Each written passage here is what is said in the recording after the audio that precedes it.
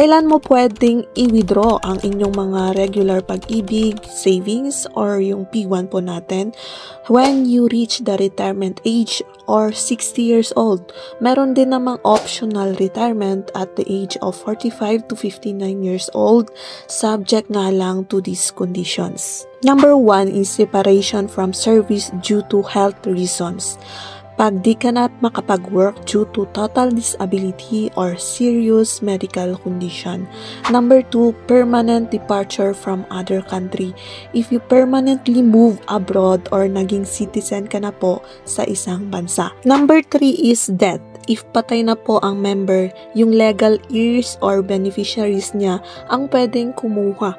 Sa optional po natin, dapat may 10 years or at least 120 months na contribution. Pag lower po ng 10 years, hindi mo pa po pwedeng makuha. Another important consideration pag i-withdraw po natin ang regular pag-ibig natin is dapat settled muna ang ating mga outstanding loans. So, no settlement, no withdrawal. Take note, we are talking about regular pag-ibig or yung pag-ibig 1.